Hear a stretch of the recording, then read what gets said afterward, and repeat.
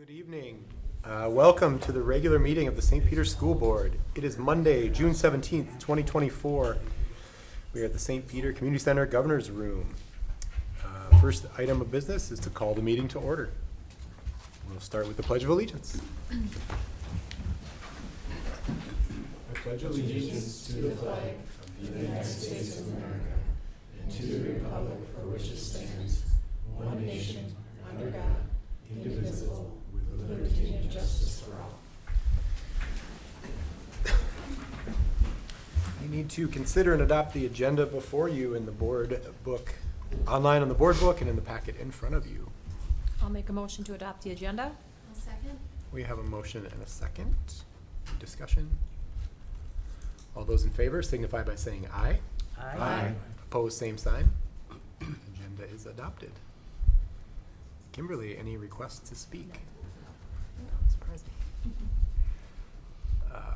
Next up, approval of the consent agenda items, also found in the board book online and in the packet in front of you.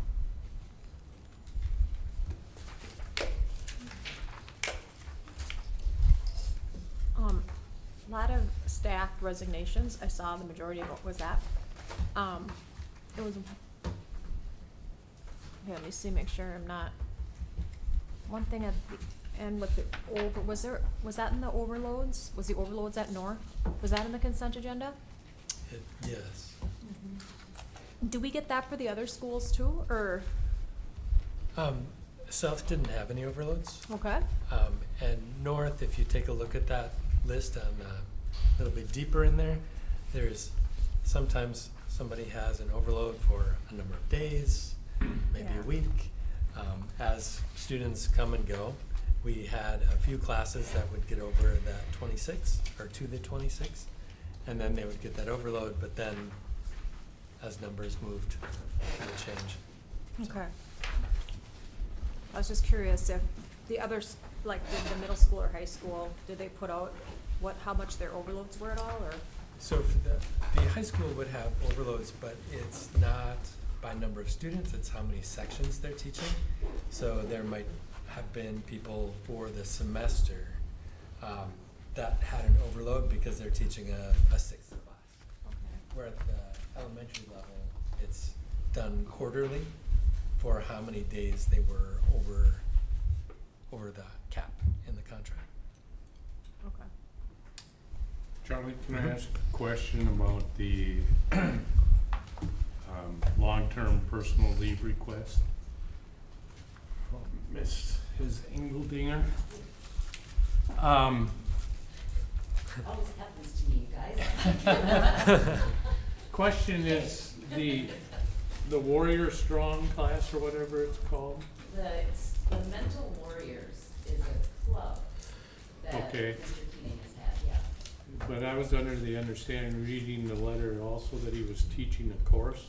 It's a course that he's implemented a lot of those things into called Science of Mindset and Nutrition. Yeah, that's it. Is that gonna be offered next year? Nope, Okay. doing a little rearranging there. There are seniors who were using that as their fourth science elective. Mhm. There are plenty of other choices for them, and the other schools just tend to get their second choice. Okay.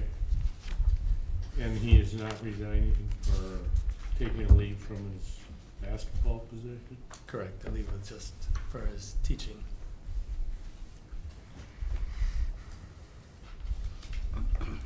That was an easier one, thank you. I just wanted to know about the class. Yeah.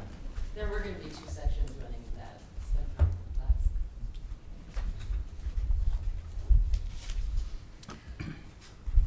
Other items to discuss from the consent agenda. Sure, move the approval. Second. We have a motion and a second.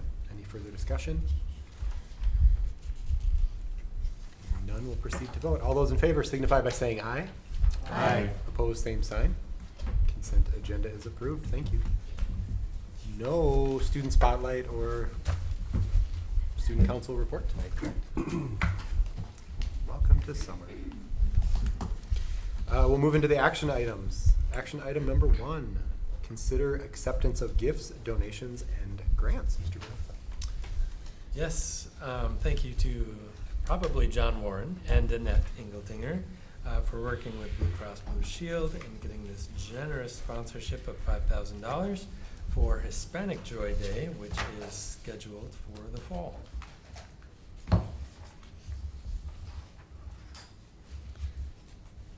Wonderful. We need to accept. I move we accept the gift from Blue Cross Blue Shield.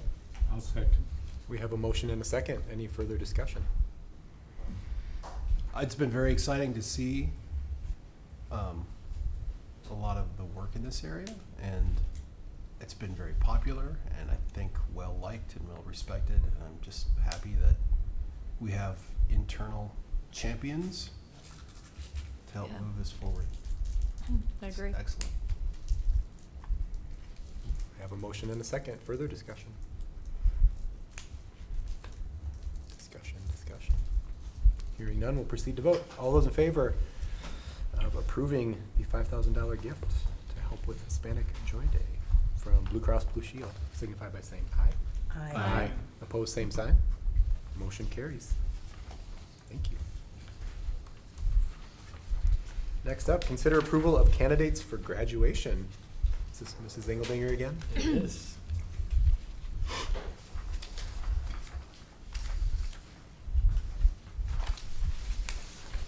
Yeah, the list of graduates' names that you have in front of you have all met the requirements from the state of Minnesota, as well as the additional requirements from the St. Peter School Board. And it was a great graduation. Very exciting. There was 176. We had 176 walk. There are always one or two who choose not to, which is fine too. The diploma is the most important part. Mm-hmm. So we have the list in front of us we need to approve. Would entertain a motion. How many of those are from Rock Bend again? Do you remember? That's Okay. excellent. They had a lot of graduates this Yeah. year. Okay. And I believe they all walked. which Oh, is did they? Pretty exciting. Wow, that's awesome. Yeah. Nice to see them. I move that we approve the candidates for graduation. I'll second. We have a motion and a second. Further discussion? Mr. Chair, I just want to compliment Mrs. Engeldinger. Great job on the graduation. Oh, thank you very much. Mhm. Thanks for being there. Further discussion? Hearing none, we'll proceed to vote. All those in favor signify by saying aye. Aye. Opposed, same sign. Motion carries. Congratulations to the graduates. Item number 3, consider approval of the 2024-2025 budget. Ms. Gracia is here to talk to us. Okay, so the 4 documents in front of you all look identical to what was presented to you in May. So I'm going to go over the whole presentation again, but I'm going to try and speed it up just because you've already heard this information once before. If you have any questions at any point, obviously feel free to stop me. The first document that you have in front of you should be the detailed budget outline. It's 2 pages. The first page is the general fund. A reminder, the top 3 lines are the unassigned general fund. So that's what we've been focusing a lot over the last number of months with our budget discussion, but this whole first page is the general fund. So as you can see, going into fiscal year 25, we're estimating that our unassigned general fund balance will start at $3.4 million. We'll have $27.1 million in revenues, $27.1 million in expenses, and $176,000 between adjustments with the restricted and assigned funds, ending us at $3.2 million in our unassigned general fund balance. This would leave us with a total of 43.5 days in that unassigned general fund. The second section down are the restricted funds, so we utilized all of those to the extent that we could in this budget. Next we have our assigned funds.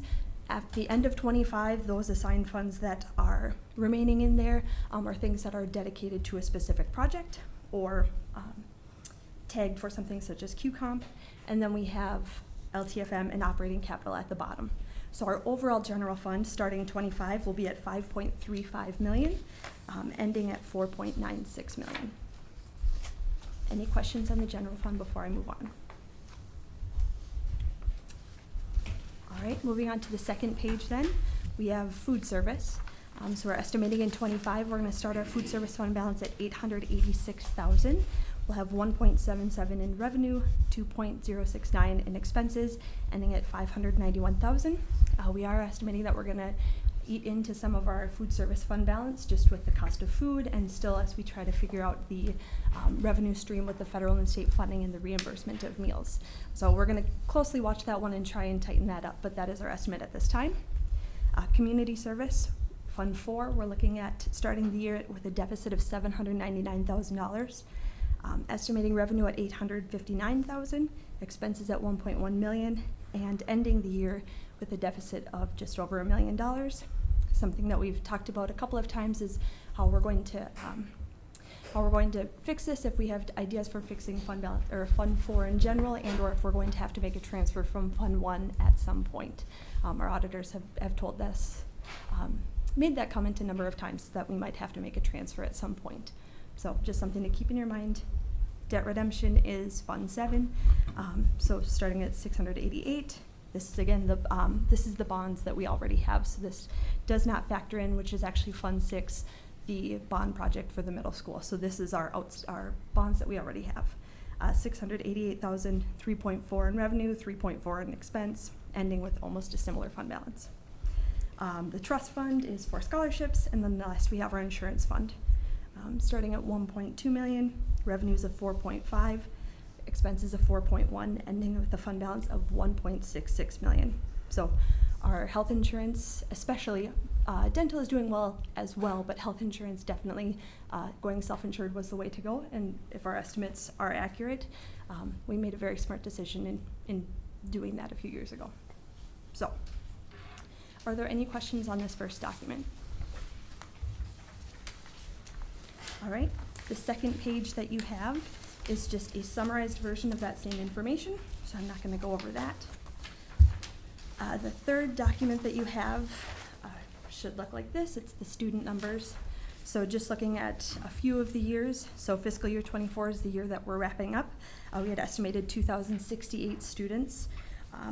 Just as a note, I looked last week and we were, our funding was coming in at 2,071, so it looks like we're coming on right on target with our estimates for 24. For 25, we're estimating that that number is going to drop down to 2,019, 26 down to 1,992, and so on and so forth. So at this point, we are still estimating our student numbers are going to decrease. I will say, like I mentioned in May, that our numbers did pick up at the end of the year, which is not what traditionally has happened the last few years. Usually it decreases at the end of the year. So hopefully those students stick around and these numbers will look better next year. But at this point, these are the numbers that we used for our revenue projections. And then the last item that you should have in your board book is our 3-year rollout. So starting with the first page, we started with our 24 revenue, made all of the 25 changes, and came up to our 25 number. So again, just highlighting a few of the lines that we have. I'm not going to go over each one. The levy number is 362,000. That's known because we approved our levy last fall. We have the activities increase of about 80,000. That was something that we had discussed during the budgeting sessions that we had. The general education revenue is a negative 27,000. That is a combination of the student decrease that we see, as well as the increase on the student population that we still have. So that's those two numbers combined. The special education revenue is an increase of almost 400,000. So that is in part because of cross-subsidy, and as well as the shifts in staffing that we made over to OSHWA as part of the budgeting process. That comes back to us through a reimbursement process from MDE, and it comes back to us as special ed. So that also factors into that large number. If you move a few more down, we have COVID funds that are expiring, so 161,000 there. We sold land in 24 that won't be in 25, so that's 184,000. Then we also had some the solar grants and safety grants that was almost 100,000 as well. So that would bring us, again, this 27.12 million would tie back to the first page that you saw. I just want to remind you that this packet is all the unassigned general fund. So these the 3-year rollout is looking just at that. So keep that in your head. For the expenses, we started with 24, had all of our changes going into 25, so again, COVID expenses there. We are estimating a $108,000 decrease in staff salary and fringe, a combination of the increases that we estimated for staff as well as the reductions or positions that we decided not to fill through the budgeting process. The Rock Bend classroom reduction, the $153,000 decrease is for the teacher, the para, the classroom. So those costs go into that. The district-wide supplies and materials is $90,000. That's a combination of all of the buildings, the DO, some maintenance, so all areas had to pitch in to make that number. And then equipment purchases, if you move down quite a few more, is $113,000. Again, has to do with the solar panels and safety grant. So the very bottom section should match the first page that you saw. Started our 25 fund balance at 3.4 million, ending our 25 fund balance at 3.2 million with about 43 and a half days. If you move to 26, just to remind you, we did 2 columns. The left column is if we made no further changes in 26. The right column is if we make the changes that we have proposed to you thus far. So I'm going to actually just stay to the right, but the left is there for your information. So again, similar process, just much smaller details. So starting in 26 with revenue, we're estimating 2.5 on the formula with 2,195 students, so just under 400,000 for our gen ed aid. 250,000 for the students that we estimate will be leaving us. SPED aid, again, is a combination of the cross subsidy and the OSHWA billing. And then the student support personnel aid is $66,000. That's going to be bumping up in 26. Again, the caveat to that is that we would have to keep all of our social workers and our FTEs in order to be able to have that funding stream. So on the expense side then, we're estimating in 26 that we'd have almost 1.2 million in salary and fringe costs. A new FMLA tax will be starting that, based on our current payroll, we're estimating is going to be $55,000. MVET expenses, we had estimated a 4% increase. Utility, we use 3%, and transportation, we use 2%. If you see on the expense side, the very bottom is $807,000. That is for not shifts, but reductions that we had identified. So shifts were already accounted for up above in the salary and fringe number. So with the right-hand side, again, we know there's more work to be done, but with what we've presented at this point, we would start 26 with 3.2 million in our unassigned general fund, end with 2.86 million, or 37.7 days. And then the very last page is going to look very similar. Again, left is if we did no further action in 26, right is if we took the changes as proposed. So we're estimating 2% on the formula for 320,000. Again, 25 students less. Our SPED aid is similar for cross-subsidy and OSHWA billing. And then in 27, we also have an EL cross-subsidy that picks up. So that is based on our 25 EL expenditures. So the expenses that are not covered by the revenue, then they pick up 25% of that in the cross-subsidy. So we're estimating $73,000 in revenue generated there. Moving down to the expense side then, we have just under $1 million in salary and fringe that we're estimating, and we use the same percentage increases for our estimates for MVED, transportation, and utilities. So 4% on MVED, 3 on utilities, and 2 on transportation. So using the information as we have it, we would start 27 with 2.86 million, end 27 with 1.7 million, or 22 days of operation.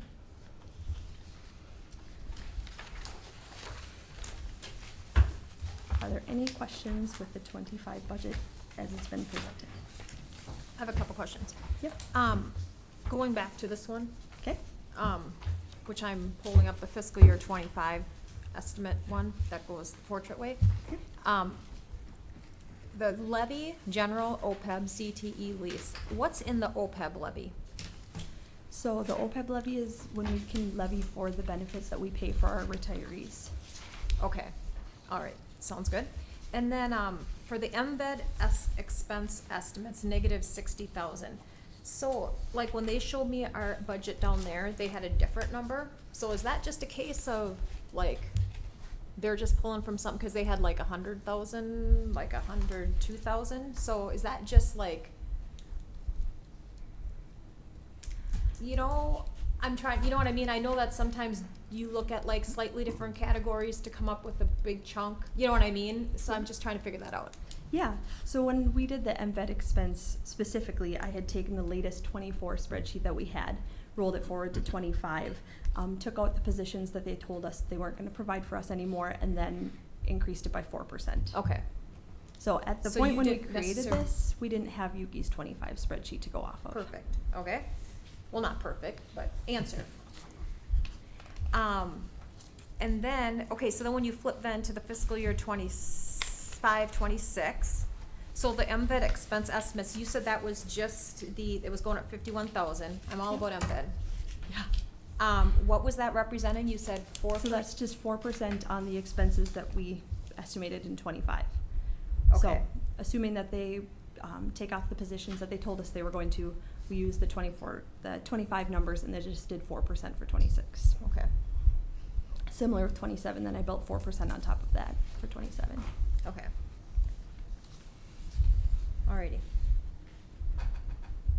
And then for the 26, 27, when you update it the next time, just do the less aid for, just increase the number of students from 25 to however many it's supposed to be, which is just, you had 25, and it should probably be like 39 or 40 or whatever.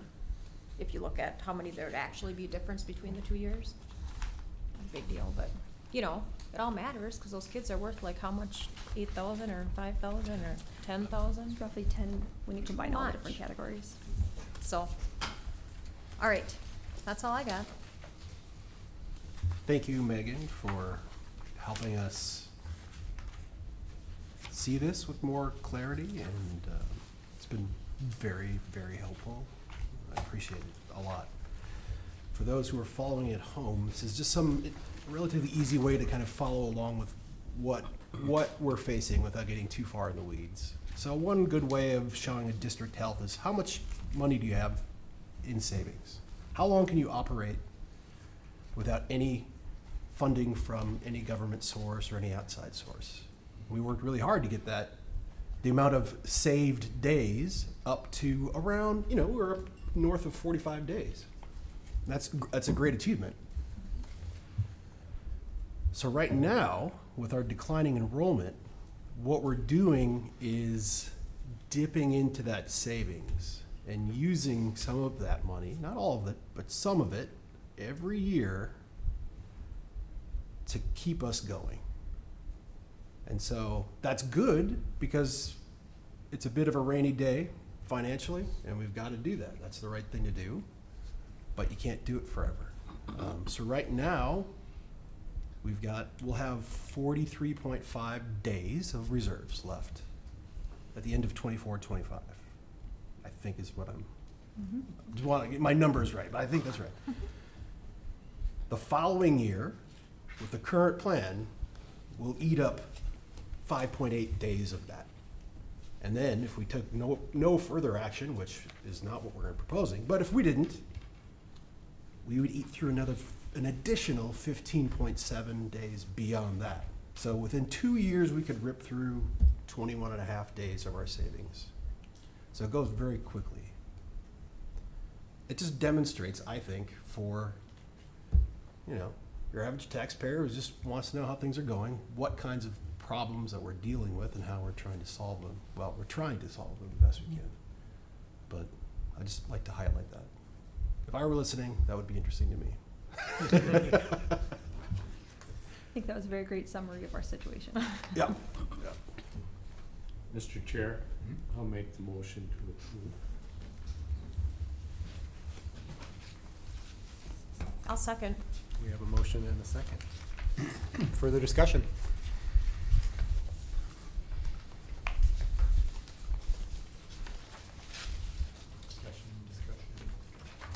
Other than I look forward to continue to work on this issue. All of us are, I know that. We have a motion and a second. Further discussion? All those in favor signify by saying aye. Opposed, same sign. Motion carries. Thank you, Megan. Oh, why don't you just stay there then? Make myself at home. Next item up, consider approval of a resolution authorizing the issuance and sale of the district's general obligation bonds. This is a resolution. Hello. Let Matt here do all the talking. Good evening, everyone. Great to be with you all. I know you all are used to seeing my colleague Mike Weisel has been down and presented before as it relates to the bond issuance. He had another meeting that he'd already committed to tonight, asked me to step in his place, so great to be with you all. Some of you may remember adopting a similar resolution back on March 18th that basically set goals for the borrowing. That resolution was specific to the bonds being issued under the long-term facilities maintenance revenue program. What we're doing tonight is taking and adding the voter-approved portion of the bond issue into the financing, with the intent being to issue a single series of bonds comprised of the voter-approved portion as well as the LTFM. The reason for that is twofold. First, what we're seeing right now in the bond market is a larger appetite from investors for larger size transactions. That by including both of these together, we think we're gonna get higher demand from investors to purchase your bonds versus doing two smaller debt issuances. So that's first. The second piece is right now we have an inverted yield curve with investment rates in the short term being advantageous. So what we're seeing, or with the current market anticipating, is that the rate that you can invest your bond proceeds at is above what you're paying on the debt. The IRS says if you're an issuer of tax exempt bonds, you have to pay that difference back of what you're earning above the bond yield. So that being said, there's some certain rules that allow you to get around that. One is what's called a small issuer exemption, in which you issue 15 million or less of debt in a calendar year, and then you can exceed the rate that you're paying on the bonds and keep those investment earnings. With that in mind, Baird looked at several scenarios in which we said, what does it look like if we spread this out over 2 to 3 years? Issue a 15 million now, a 15 million in 2025, with the intent being that you could maximize what you're earning on the bonds. The results surprised me, I'll be honest, but by doing a single debt issuance now and investing those proceeds over the course of your construction period, it's about $100,000 better in investment earnings. So that's the rationale of doing a single debt issuance versus the LTFM and the voter approved. The resolution tonight basically sets goals for the borrowing, establishing a not to exceed borrowing amount of $34,290,000 and a not to exceed true interest cost, which would be the equivalent to your home mortgage rate of 5.25%. Assuming you all adopt the resolution tonight, Baird will work with district administration to move forward with securing a credit rating, with the hope being to bring your bonds to market on July 10th, at which you'll then come back as a board again and adopt what's called an awarding resolution, which basically says that you're signing off on the payment structure set forth, fixed rate for the life of the borrowing, with anticipated closing of August 13th. So that kind of gives you an idea of the timeline moving forward. July 10th, when we bring the bonds to market, we'll be looking for signature on what's called a bond purchase agreement from a school board officer and superintendent or business manager, which is the informal approval of the financing until you all can come back at your July school board meeting and adopt that awarding resolution. So big picture, this resolution sets goals for the borrowing and basically is the first formal school board action to initiate the financing process. So with that, I'll take any questions you might have. That was helpful, thank you. You bet. Yeah. Mr. Chair, I'll move the resolution. Second. We have a motion and a second for the resolution.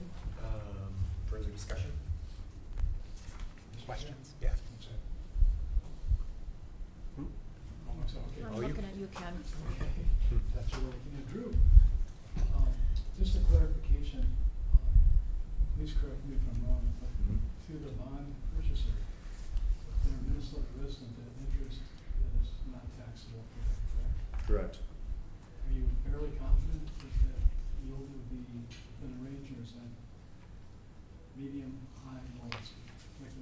certainly change between now and August.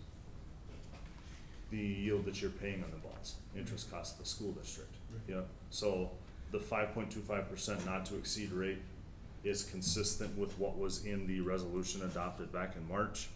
I can tell you, based on current market conditions, if we were to get you in the market today, that true interest cost would be closer to a 4.15%. Yeah, that's what I was, Yeah, that's what I was getting at. Mhm. Okay, great, thank you. absolutely. Thank you, Ken. I really am appreciative of your experience in this area, to be able to ask the right questions there, so. Thank you. Further discussion? Discussion. So we have a motion and a second for the resolution. The resolution that proceeds from the sale of general obligation bonds in an amount not to exceed $34,290,000 will be used to fund classroom and facilities updates and renovations, indoor air quality improvements, and various deferred maintenance projects within St. Peter Middle School. This is a resolution, so we need to go around the table. Ms. Rosbach? Aye. Mr. Rosso? Aye. Ms. Stewie? Aye. Aye. Aye. Aye. Aye. Resolution passes. Thank you. All right, yes, thank you, everyone, have a great evening. Thanks, Matt. So we'll see you again in a month, or are you sending You get one of us. one of you? Okay, yeah. Surprise us. I don't know on that. Well, thanks for being here tonight. You bet. Item number 5, consider approval of a memorandum of understanding between ISD 508, Community and Family Education, and the City of St. Peter. Hi. Hello. How are you, Tammy? If you don't mind, at first I'd like to just give you a little bit of a report of our work with the Recreation Department over the last year. We have a really strong partnership with them, and this memorandum really outlines how we work together so that we are not duplicating services and we are maximizing our funds to serve the most people that we can. Excuse me.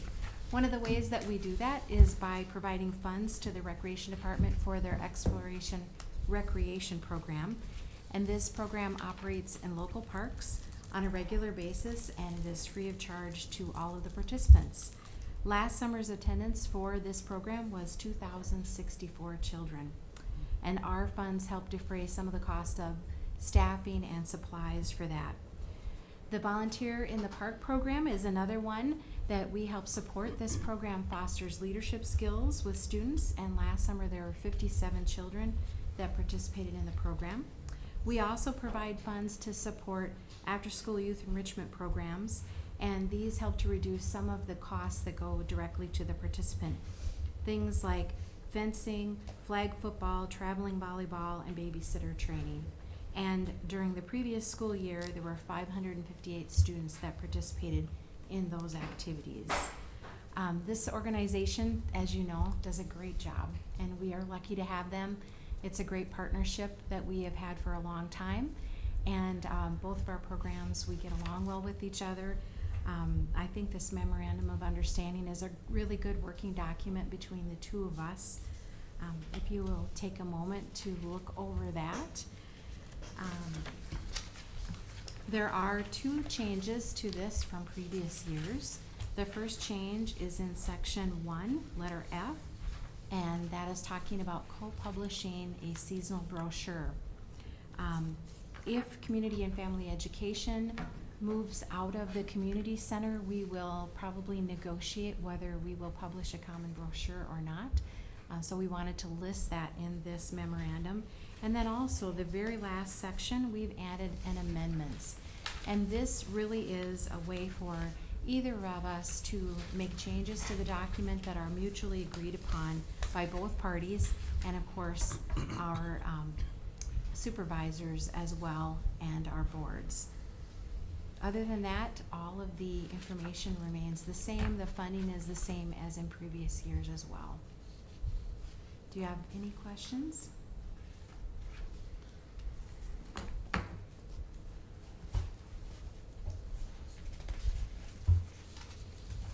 Mr. Chair, I move the approval of the memorandum of understanding. Second? We have a motion and a second. Any discussion?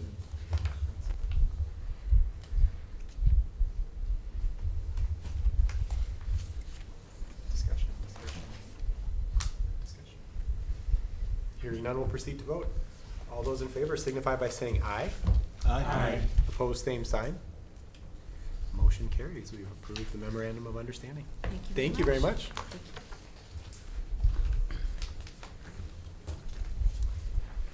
Item 6, consider approval of membership in the Minnesota School Boards Association for 2024-2025. Mr. Grunstein. This is an annual item that comes before you each year at this time to continue your membership with MSBA. I believe just about every district in the state is a member of MSBA. They provide financial services, advice like how to recess a meeting, policy advice, and the annual fee is $10,447 for the 24-25 school year. Based on size, is that number costs? I'm just curious. I'm not It questioning is, it. I think there's a few things in here. We do pay for specific services like board book and policy subscription, and then there is a per student factor of that as well. Just curious. I think it's said on here, but Average daily membership of students served. That's what it's from. Okay, thank you. I move we approve our membership in MSBA for 24-25. Second. Motion and a second. Any discussion? Discussion. It's a great organization for all of us here. Yeah, very helpful. The services provided are really good. Mhm. All right. All those in favor signify by saying aye. Aye. Opposed, same sign. Charlie, I want to recuse myself. Is that the correct term? Sure. Because of connections to MSB. Yeah, in the past. because being a former employee. Yeah, absolutely. Motion still carries. Yeah. We have renewed our membership with MSBA. Thank you. Item 7, consider approval of membership in the Minnesota State High School League for 2024-2025. Mr. Gronson. yes, this was, it's another annual membership for us. There was a change last year that actually no longer required a board action before doing this. And now it is an electronic process that comes to me, and Shay and I fill out the names, and then I send it, and then the clerk receives it, and then it goes back to the state. But I still wanted to bring it before the board as a recognition that we are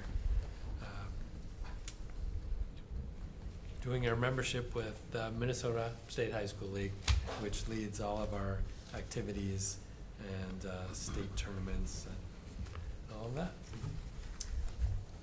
In watching that video that we were supposed to watch, it said two things there that I thought were interesting. One, it said that the fees were going down, which I was like, oh, yay.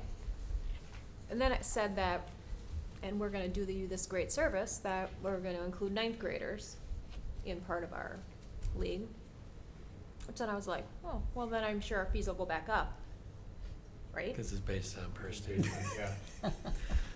Sorry for everybody who's watching online and that eye roll, but, when is that ninth grade thing? I mean, they didn't really say, it was all these, big grand statements, but nothing like specific in our little video we watched. I don't have any Okay. specific information on that, do you? I was Sure. wondering if I misunderstood that, but. Well, the way I understood the ninth grade deal was that would have to be approved by the school districts in a vote, so Yeah. it'll be a while because they'll have to get everything out and so forth. I just was thinking it was kind of funny. I was like, oh, okay. Does make sense though with the point of the comprehensive insurance that's available. So when does that actually come into play, I wonder? that comprehensive insurance. So your kid falls down and sprains an ankle. I never really have heard about the State High School League coming in and really helping you out with that. It wouldn't probably for right. that, but if you have there a was- concussion or, it's catastrophic Right. insurance. Interesting. This is a resolution, by the way. It requires a motion in a second. Mr. Chair, I'll move the resolution to join once again, the Minnesota State High School League. Second. We have a motion and a second. Thank you. Any further discussion?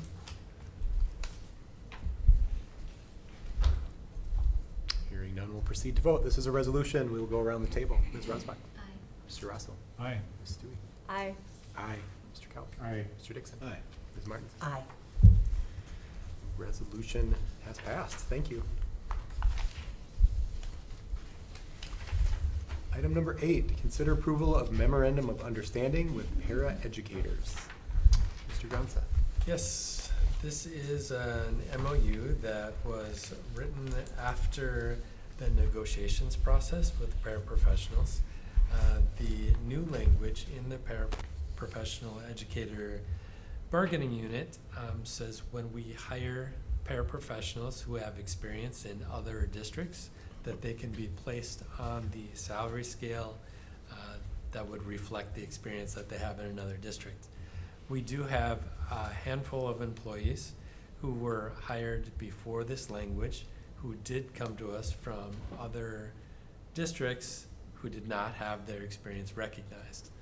So technically they could quit and get rehired, and then they would get recognized for that experience, and that didn't seem equitable or fair for employees. And so we came to this MOU that would say that paraprofessionals who came to us with experience would have an adjustment starting July 1. So this would allow those, I believe there's 4 or 5 employees who have prior para experience or have experience with us and then left and then came back and didn't have that experience recognized, will see an adjustment to their placement on the scale. And the paraprofessional unit has agreed to this, and it comes to you for further approval. I'm guessing that went to the HR group too? Yeah. Okay. I'll make a motion to move that resolution. It was a resolution, right? Or no, it's a memorandum. Motion. Okay, make a motion. I'll second. We have a motion and a second. Any discussion? I just wanted to mention, sorry. Go ahead. We talked about it during the negotiations process, that recognizing this would be an MOU and not written directly into the contract language.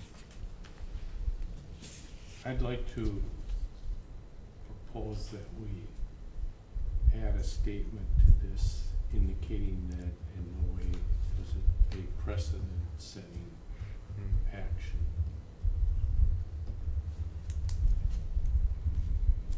That we're doing something after the fact in this instance, but we're not establishing a precedent that in future negotiations, if something changes, that those benefits don't go back.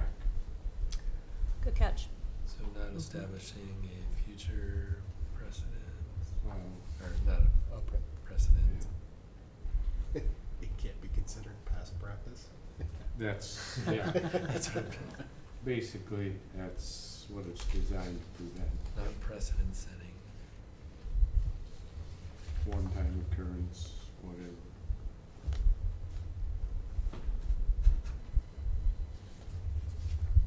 Thanks, I was searching for that. I don't even know if that's right, but yeah. Not precedent setting. Good catch. So I would add that as a 3rd bullet point, Yeah. and then so you could pass it as amended, it would go back to them. Mhm. If they didn't agree to it, come back to I would think that they would not have a problem with that. So we would need to make an amendment to our motion Yep. to now approve the amended copy of the MOU. So you're gonna make a friendly amendment? I've heard that before, Well, as opposed to the non-friendly ones. it's, friendly amendment, I think, is when the maker of the motion agrees Yeah. or something, but I, You're not amending the motion, you're amending the document. The document. yeah, right. I'd like to propose an amendment Oh, to the shoot. document, so. So I guess we So we would, need we would change the motion to Yep. say in Amended. favor of this as the proposed amendment. So you are making a friendly amendment to my motion. Just admit it, Bill. Okay, it'll make you happy. So we have a motion to consider the amended. We should Memorandum. probably vote On the original. on the proposed amendment.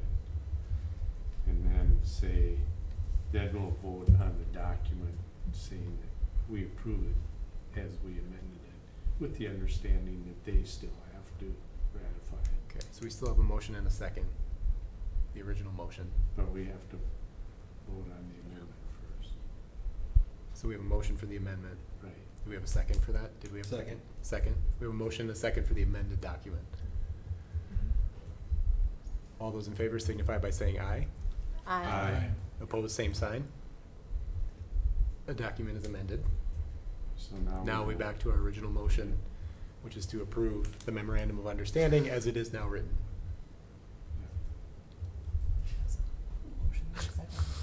We had a motion and a second on that, Yep. correct? Yeah. Yes. Any further discussion?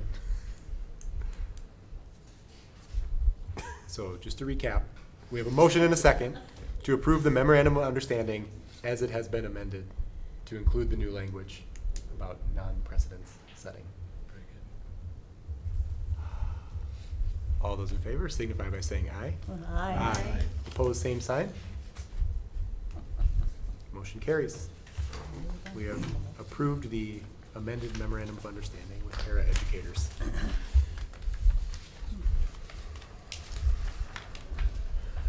Next up, consider the continuation of a joint agreement with MVED to provide food service. Mr. Gronseth and Ms. Prafke. Mr. Gronseth only. Yes.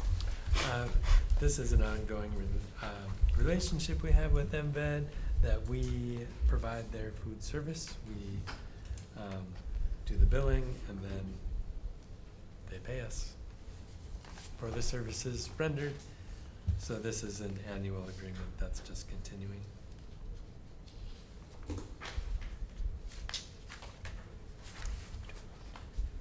Do rates for this fluctuate over time, or is it something that we would see?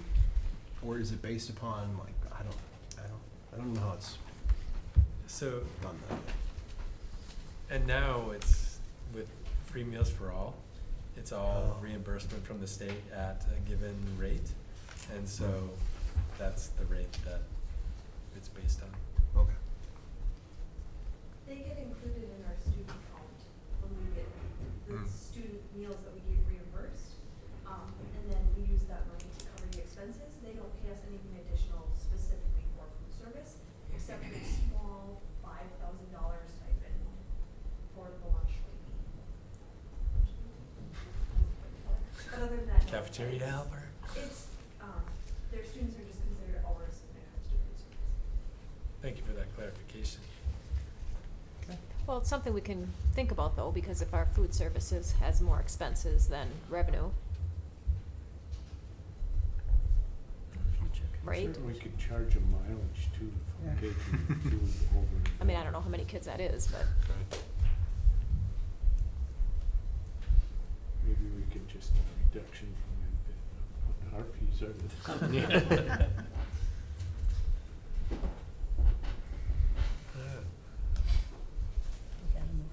Yeah, we would entertain a motion. I move that we continue the joint agreement with MVED for food service. I'll second. Motion and a second, further discussion? Discussion. none, we'll proceed to vote. All those in favor signify by saying aye. Aye. Opposed, same sign. Motion carries. Registration. Item 10, consider a resolution to approve the yearly governmental lease. Ms. Gracia. Yes, so this is something we've been doing annually for quite some time. We have 2 leases that we have. One is for student technology for the one-to-one initiative, and one is for staff technology and larger purchases, like some digital display screens. So we had sent letters to First National, Hometown, and Pioneer. We heard back from First National and Hometown. As you can see the results here, on the 4-year, which is the student technology, it was 6.1 for First National and 6.2 for Hometown. And then the 5-year rate was the same for both at 6.25. Our recommendation is that you will authorize the leases with First National Bank, since the rate of 6.1 that we will have to pay them is less. I'll move the resolution. Second. A motion and a second. On the resolution, any further discussion, questions?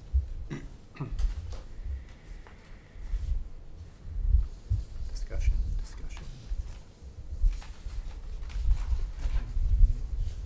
Maggie, do you know offhand how many of these we have outstanding? So we would have 9 that we're paying on, because we do a 4- and 5-year lease every year. Sure. So All roughly originally in a similar amount? I would say it has increased over time, just as technology has increased. I mean, the number of purchases that we buy is pretty similar from year to year, but. Okay, thank you. Mhm. Any further discussion? Hearing none, we'll proceed to vote. This is a resolution. We'll go around the table. Ms. Rosbach. Aye. Mr. Russell. Aye. Ms. Stewie. Aye. Aye. Mr. Aye. Coe. Mr. Dixon. Aye. Ms. Barnes. Resolution carries. Thank you. Item number 11, consider a resolution to increase community education revenue due to population growth. Mr. Groundsel. This is another thing. We did this last year as well. As the population of the district, not St. Peter, but everyone who lives in the district, is that correct? We can increase our communication levy because that is based on total population. And so our population has increased to 16,349, up from 15,412. And so with this resolution, we can update our population and therefore our levy.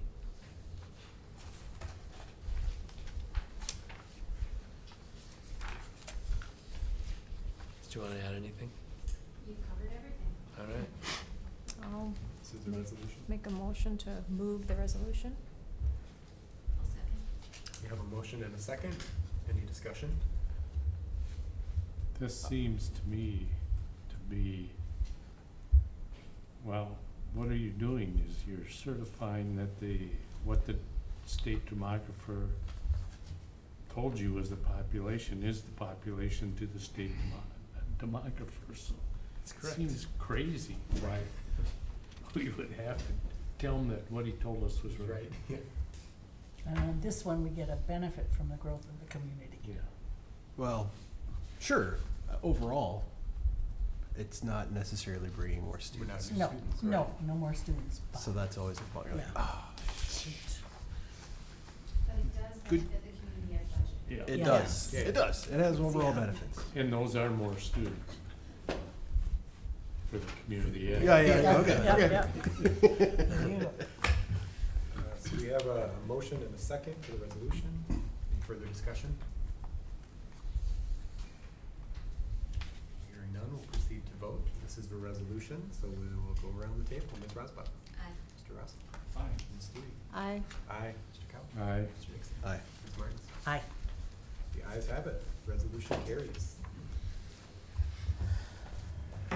Item number 12, consider approval of policy manual review. We have a number.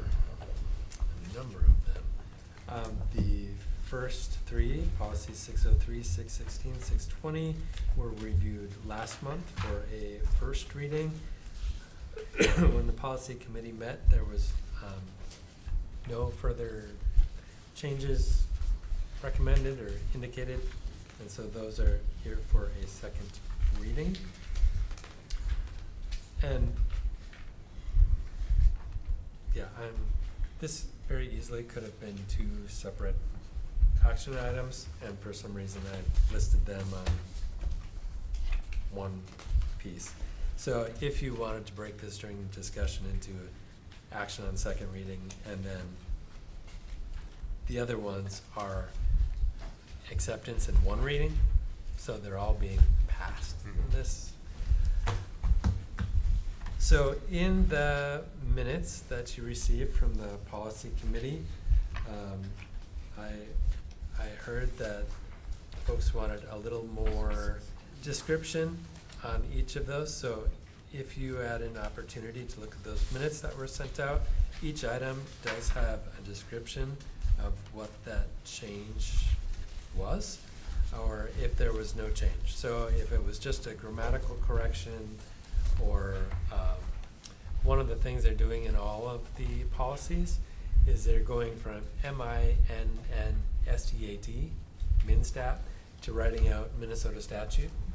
And so all of them have that. So if it's just legal reference change, that's likely what it was. Or there was expansion of the abbreviations that they used within those statutes. And then sometimes there's grammatical corrections, and they truly are just changing a word or a comma.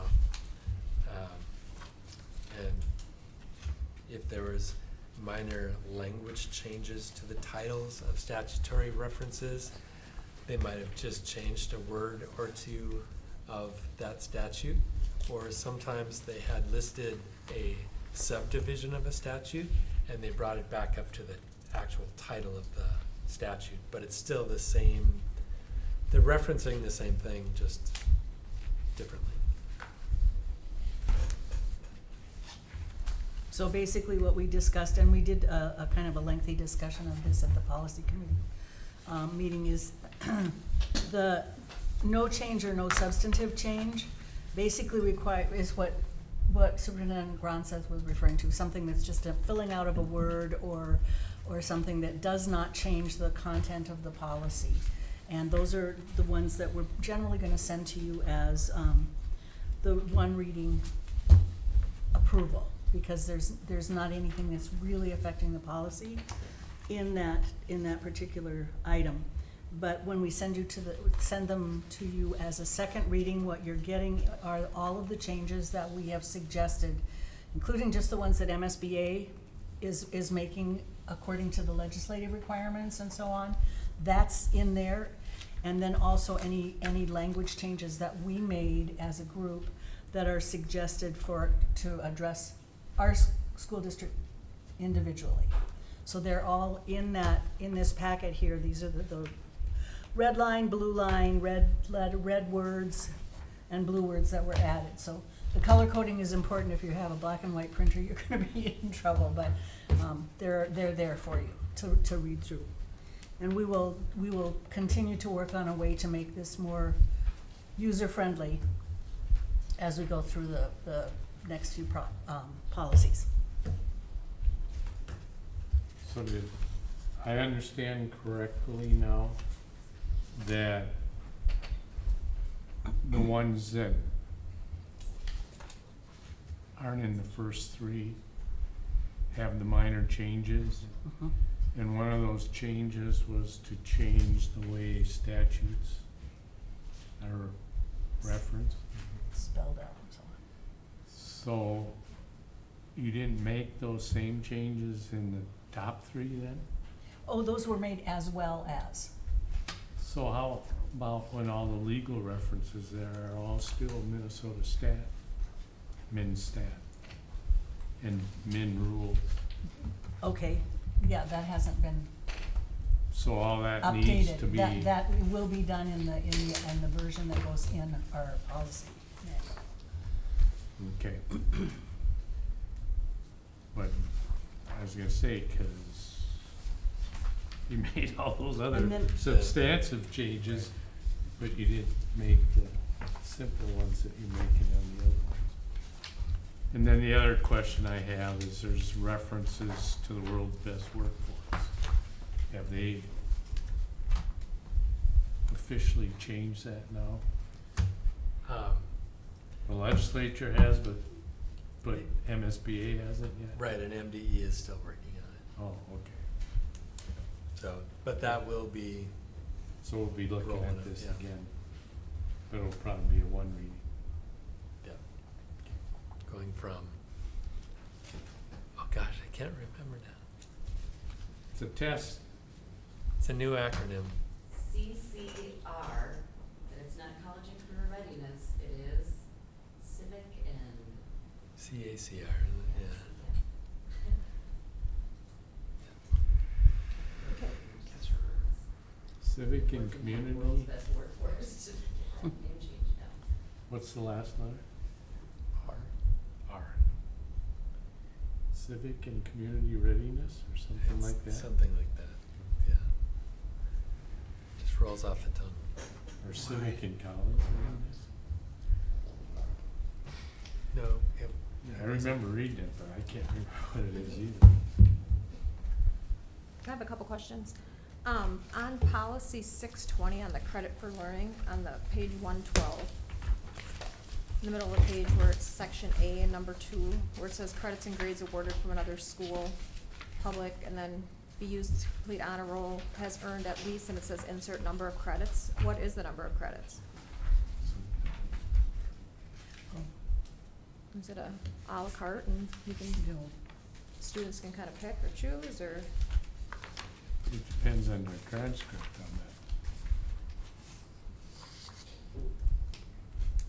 Ah, gotcha. Took me a minute. I missed where to. I think, does that also refer down to B, under B, the 3 credits? It may, but. I believe it does. Good catch.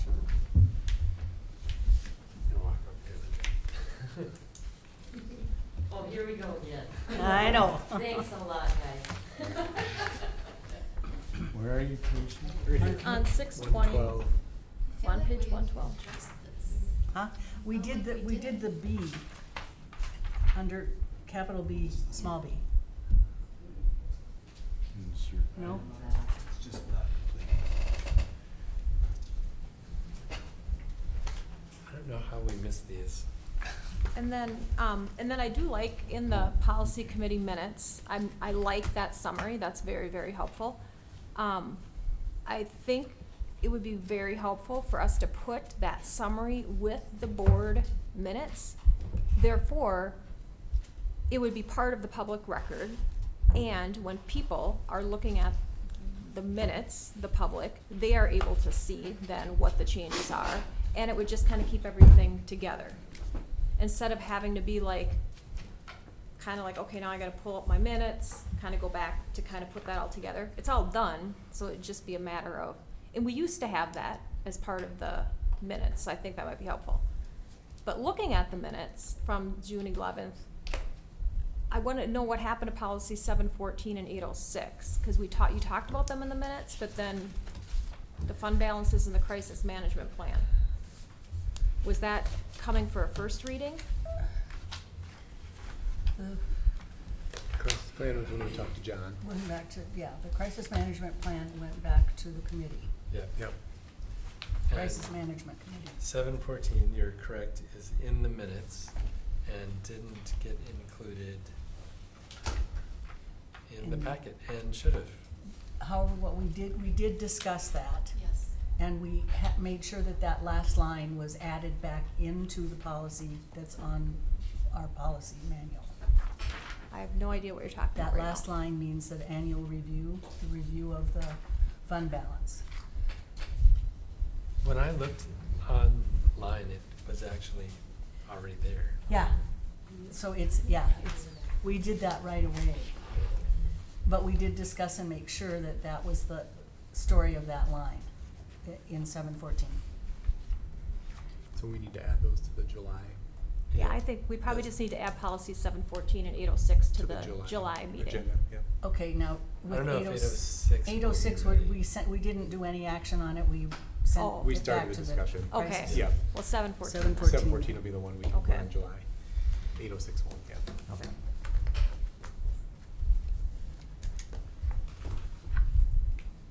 Okay. Do they do like all their big dump of, or is it just because their dump of changes in June, or is it just because the legislative just got out? Cause that's like a lot of changes. Oh, so last month we started going through how we go through a third of them, or a third of them a year. Yeah. So we did the 100s, we did the 200s. So this is kind of The 200s, gotcha. part of the process of us going through them is looking at the MSBA model policies to see if they had made any updates since the last time we adopted it. And so that's one of the pieces that we do. So as these come through, there might be changes that, small changes that they've recommended since we adopted them 3 years ago. So, as we work our way through.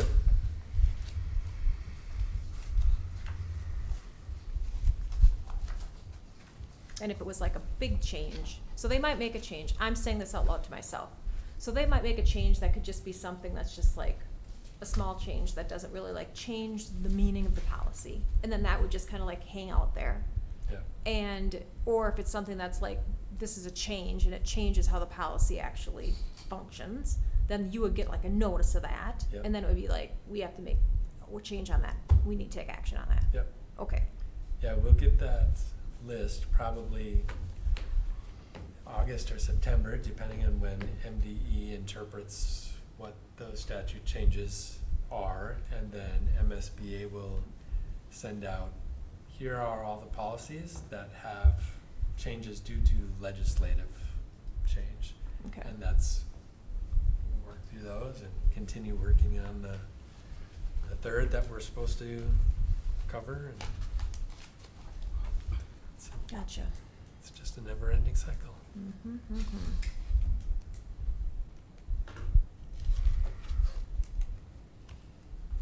Mr. Chair, I do have a question, but I'll wait till after. I don't believe I have a motion. We do not have a motion. I move to approve the policy. Recommendation? Yes, recommendations in total. Barring policy 214, which will be 714, sorry. Which is not on the agenda. Which is not even on the agenda.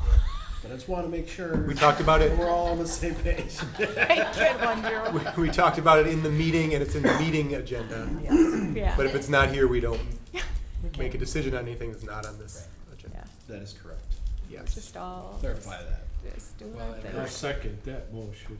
Don't ask me to repeat it. So we have a motion and a second. Any discussion? Could we hold policy 620, the credit for learning, until we get that Oh, the Yeah, so we, 4A2 Yep. number. so we're pulling 620 out. Yep. We'll accept that as a friendly amendment. But it's not my amendment, it's not my motion, Who made the motion? it's Drew.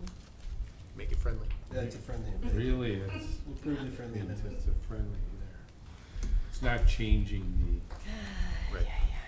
So we have a motion and a second to approve policies 603, 616, and then all of the policies in the 200s listed below.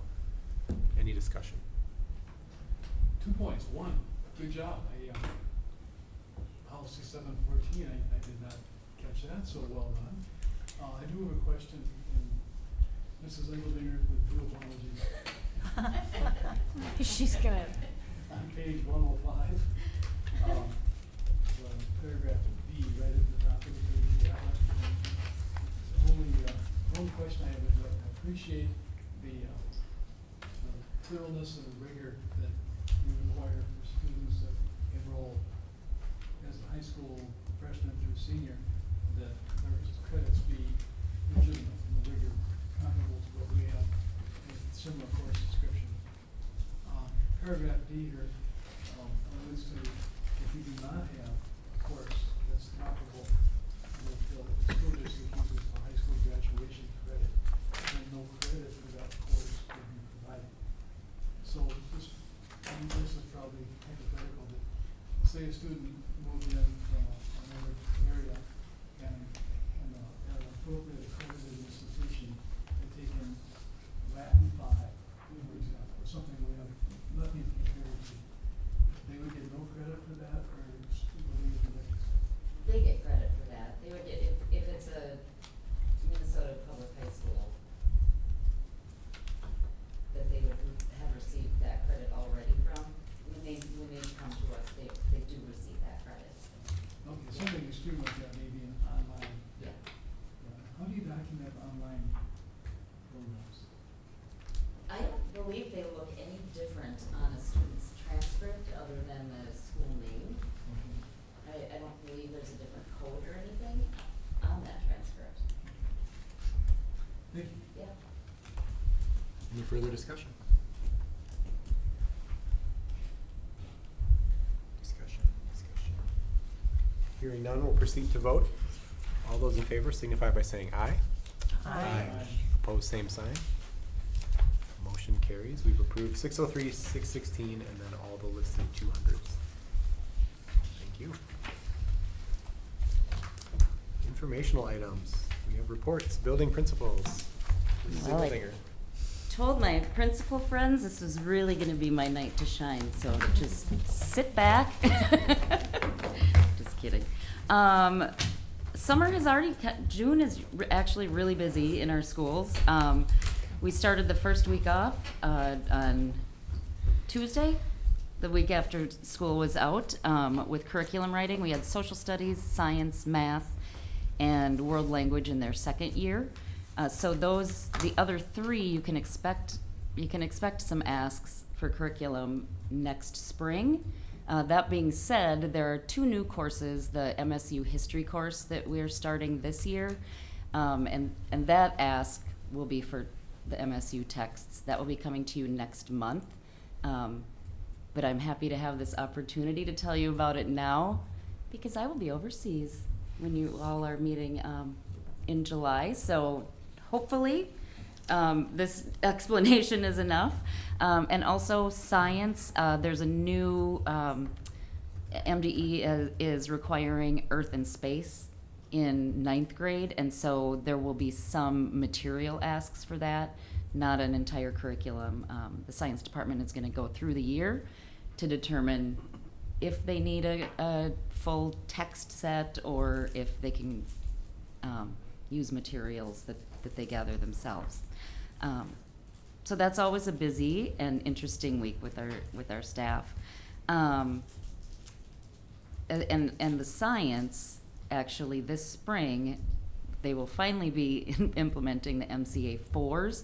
These were 2019 standards that are finally now required for full implementation in 24-25. Oh. It always makes complete sense, doesn't it? Summer school started at the high school last week.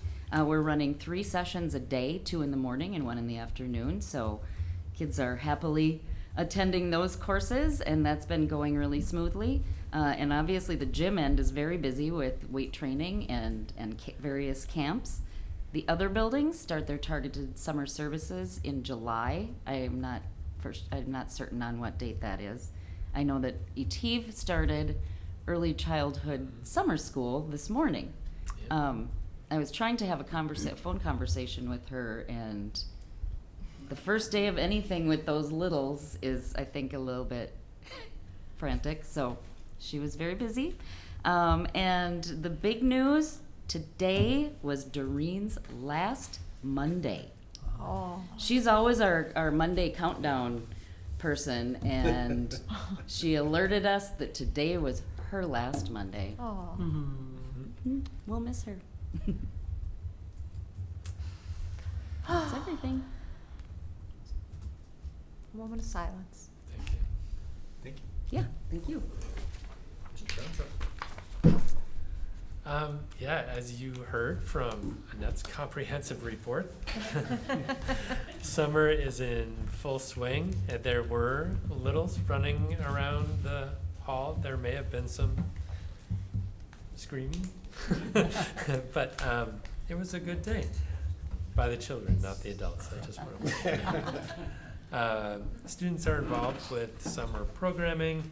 The maintenance team, if you've been in near the district office, they started on that wing doing their deep summer cleaning. So they have scrubbers out, and sometimes you'll see tape across that says wet wax. So things are starting to look good already. And then during the summer, there's also a lot of different activities. We heard from Tammy tonight. Done in concert with the city's Rec and Leisure Department. So there's all kinds of things going on. It's not too late to sign up. I also just want to get a shout out to our students to read over the summer. It's the best way to keep learning. Public library is a great place to find some books, and they also have a lot of activities going on this summer. One more reminder that Juneteenth is now a state holiday, June 19th, and that is on a Wednesday, and so the district will be closed for that holiday. And that is it for me. Board members around the table. Ms. Ratzbach. Just happy summer to our staff and our students, and I just wanted to say I thoroughly enjoyed my first high school graduation as a board member. It was wonderful. So it was a great night. Congratulations to our graduates. Mr. Ratzbach. Mr. Brownson, thank you for calling out the library for a great place to spend the summer for kids and adults. I've been involved with the Friends of the Library for a number of years, and the library is a phenomenal resource, so please use it. Couple things. First off, I'm super sad Mrs. Elke isn't here tonight. I feel like she timed that, so we weren't able to, like, you know, give her a proper send-off. But I don't know how many years she was here, but 10 years. Super sad to, well, excited for her, right? Because she's entering the stage of retirement, so happy for her.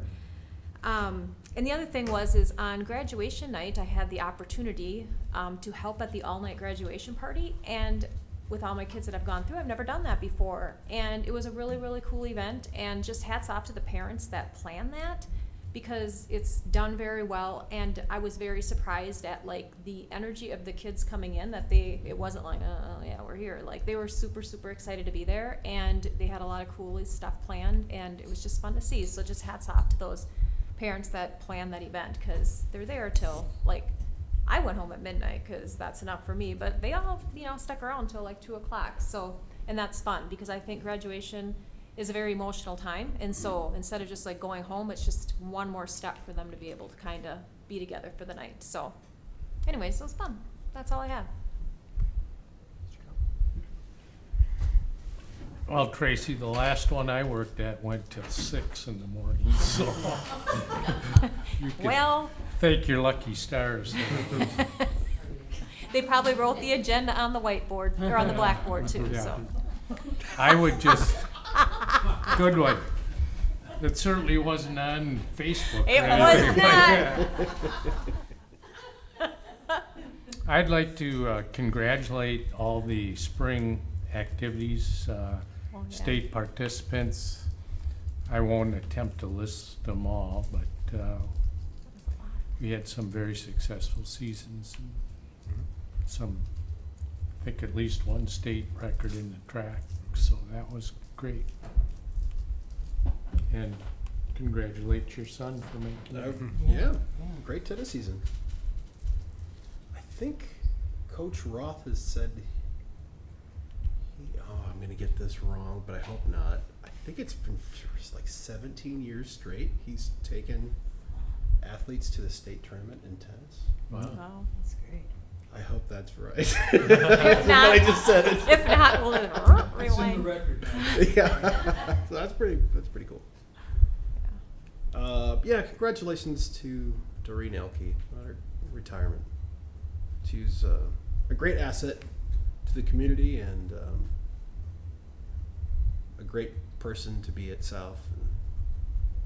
And, well loved. We'll miss her. And on the off chance that there are any listening, I'd like to congratulate all the parents of the graduates from this year. They may have surfaced for air by this point in time. And congratulations on the successes of your kids. That's it. We've got some upcoming meetings of the school board. The business committee, policy committee, and education committee all meet in early July before we're back here for the regular board meeting on Monday, July 15th, 6:30 p.m. in this room. And we're reconvening, right? Yeah. Would entertain a motion to adjourn. So move. I'll second. Motion and a second. All those in favor? Aye. Meeting is adjourned.